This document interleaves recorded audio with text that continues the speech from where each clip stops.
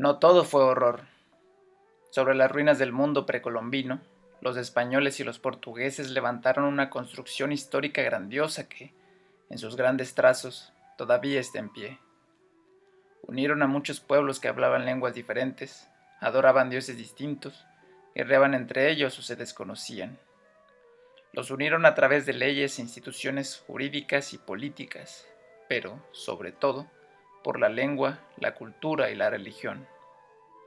Si las pérdidas fueron enormes, las ganancias han sido inmensas. Para juzgar con equidad la obra de los españoles en México, hay que subrayar que sin ellos, quiero decir, sin la religión católica y la cultura que implantaron en nuestro país, no seríamos lo que somos. Seríamos, probablemente, un conjunto de pueblos divididos por creencias, lenguas y culturas distintas. Aquella imponente ciudad construida en medio de un lago sufriría drásticos cambios permanentes. Se demolirían con hórrido estruendo sus templos y con sus piedras se construirían las nuevas edificaciones de la Nueva España. La concepción del mundo estaba teniendo importantísimos cambios, inventos y descubrimientos que encaminarían a la humanidad a la modernidad. Para empezar, se dejó en claro que la Tierra era redonda. Por si fuera poco, gracias a la revolución copernicana, también se descubrió que la Tierra no era el centro del universo y que giramos alrededor del Sol. Se daba un renacimiento de las culturas grecorromanas y el obscurantismo de la Edad Media comenzaba a desvanecerse, pero se necesitaba ir más lejos, pues ahora se tenía un mayor desarrollo de la ciencia, la técnica y la tecnología. Estos cambios motivaron grandes progresos y meditaciones filosóficas sobre el papel del ser humano en la humanidad y el mundo. Entre ellos, Francis Bacon, que argumentaba que el ser humano, a través de las ciencias, podría tener el control de la naturaleza y de todo lo que había en ella. Preciso es observar la potencia, la virtud y las consecuencias de los descubrimientos. En parte alguna aparecen más manifiestamente en estas tres invenciones desconocidas por los antiguos: la imprenta, la pólvora para el cañón y la brújula, que han cambiado la faz del mundo en las letras, el arte de la guerra y la navegación, de las que se han originado tales cambios que jamás imperio, secta ni estrella alguna podrá vanagloriarse de haber ejercido sobre las cosas humanas tanta influencia como estas invenciones. Reflexiónese por otra parte en la diferencia que existe entre la condición del hombre en un reino de los más civilizados de Europa y la condición de los hombres en las regiones más incultas y bárbaras del Nuevo Mundo. Tal es la diferencia que puede decirse con razón que el hombre es un dios para el hombre, no solo por los servicios que puede prestarle, sino que también por sus diversas condiciones. Los grandes reinos europeos hicieron una fortuna con el Nuevo Mundo. Así fue como el mundo entero se interconectó. De América se exportaban minerales preciosos como el oro, que adornaría los palacios reales, y especias como el maíz y la papa, que salvaron la hambruna de Europa. Y se importaron enormes cantidades de ganado, que modificaría los ecosistemas del Nuevo Mundo y la alimentación de los pobladores.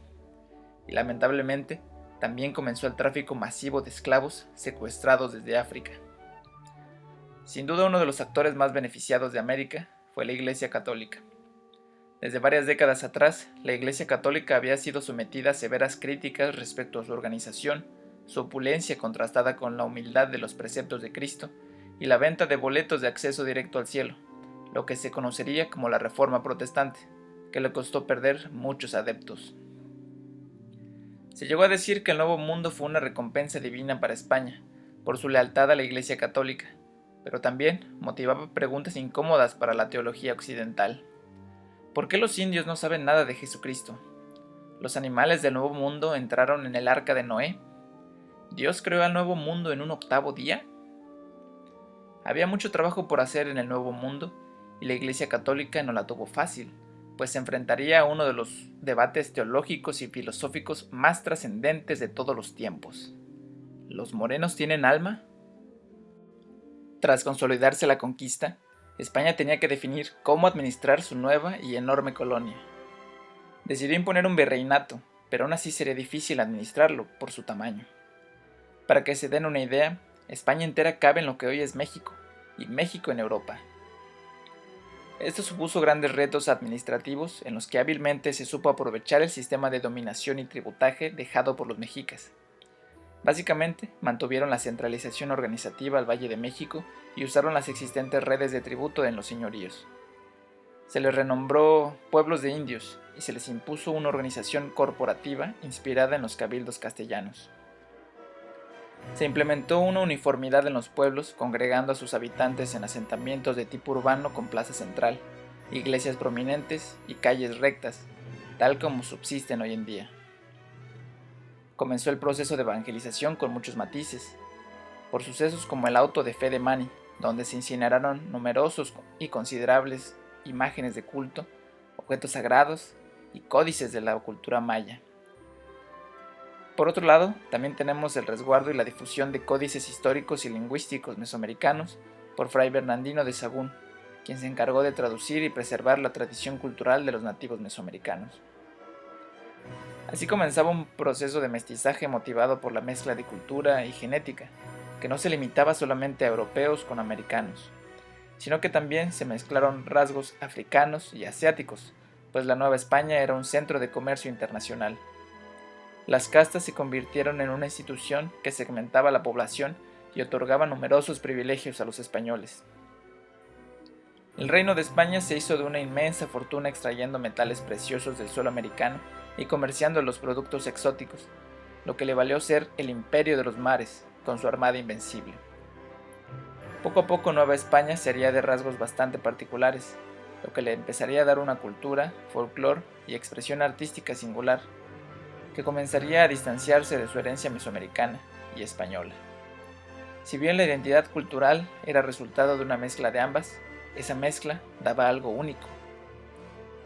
Sin duda, la figura intelectual más destacada de la colonia fue Juana Ramírez de Asbaje, una joven apasionada por los clásicos libros latinos que quería dedicarse al estudio, pero el acceso a la universidad estaba prohibido para las mujeres. En perseguirme, mundo, ¿qué interesas? ¿En qué te ofendo cuando solo intento poner bellezas en mi entendimiento y no mi entendimiento en las bellezas?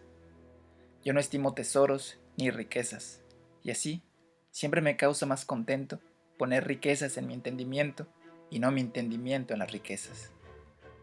Y no estimo hermosura que, vencida, es despojo civil de las edades, ni riqueza me agrada, fementida, teniendo por mejor, en mis verdades, consumir vanidades de la vida, que consumir la vida en vanidades.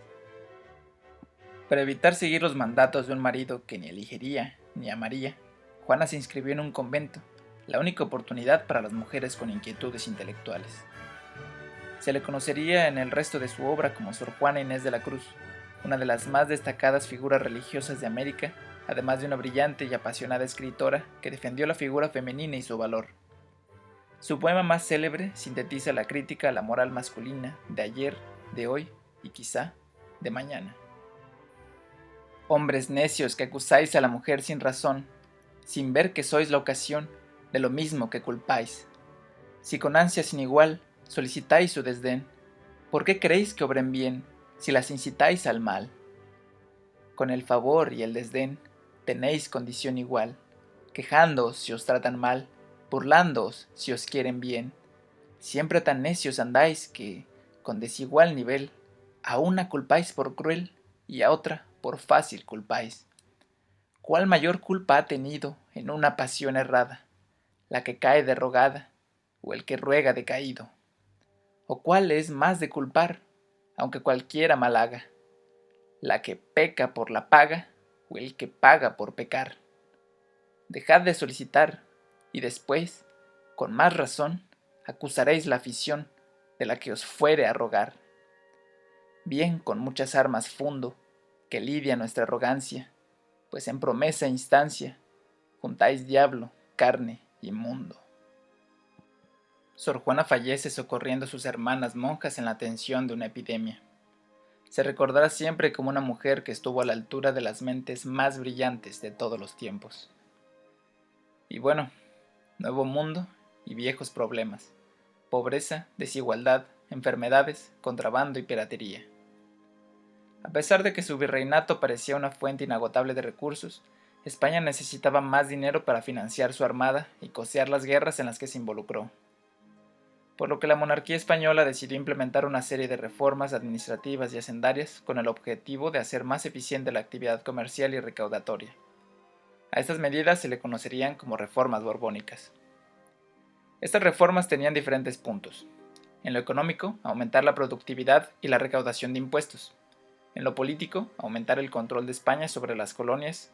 Y en lo social, aumentar los privilegios de los españoles peninsulares. Las medidas serían bien implementadas y supervisadas, y generaron mucha riqueza a la corona y el esplendor de la Nueva España. Pero la presión fiscal y la falta de oportunidades para los mestizos empezó a generar un malestar en la sociedad, además que la rígida jerarquía social resultaba insoportable. En Nueva España se tenía una cultura común y actividades económicas propias. Empezaba a brotar un sentimiento de identidad.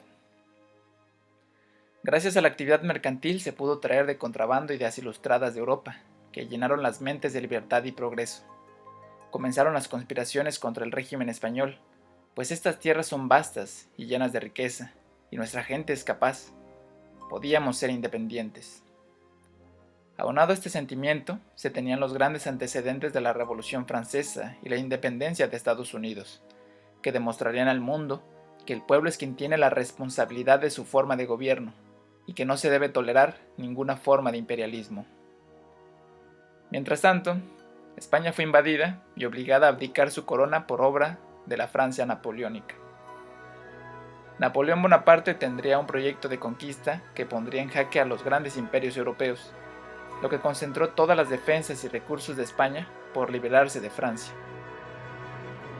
Los insurgentes, que tenían años meditando una conspiración, aprovecharon esta situación para desatar un levantamiento armado con un grito de independencia. El precio por la libertad sería caro y el trámite bastante largo. El cura Hidalgo lideró la primera parte con grandes aciertos militares, pero con resultados inesperados como la toma de la Alhóndiga de Granaditas, donde el resentimiento de los criollos provocaría una cruel matanza de españoles, y también tuvo un error fatal en el puente de Calderón, que le costó ser apresado, procesado y fusilado. La muerte de Hidalgo no desarticuló el movimiento que ya había provocado una herida de muerte en la idea del virreinato. José María Morelos lideraría los movimientos insurgentes del sur. Además de ser un buen estratega militar, Morelos redactaría uno de los textos jurídicos más importantes en la historia de México, Sentimientos de la Nación, que estipularía: América es libre e independiente. La soberanía dimana del pueblo. El gobierno debe dividirse en 3 poderes. Las leyes deben ser iguales para todos y deben moderar la opulencia y la indigencia. Se proscribe la esclavitud para siempre y lo mismo la distinción de castas, solo distinguiendo a los americanos sus virtudes o sus vicios. La lucha continuaba.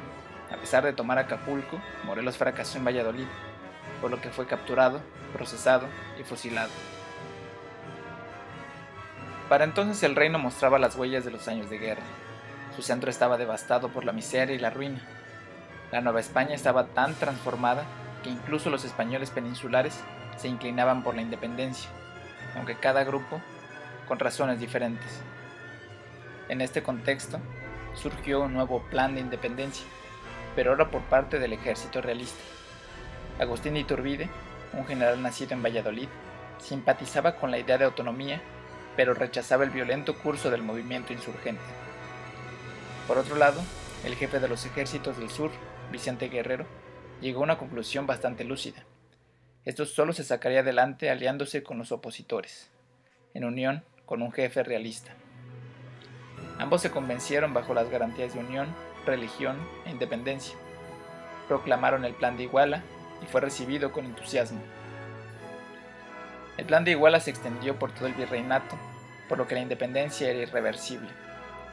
El representante del gobierno de España tuvo que informar al rey que no habría marcha atrás, pues en sus palabras, nosotros mismos hemos experimentado lo que sabe hacer un pueblo cuando quiere ser libre. Se firmaron los tratados de Córdoba y se reconoció la independencia del nuevo imperio mexicano.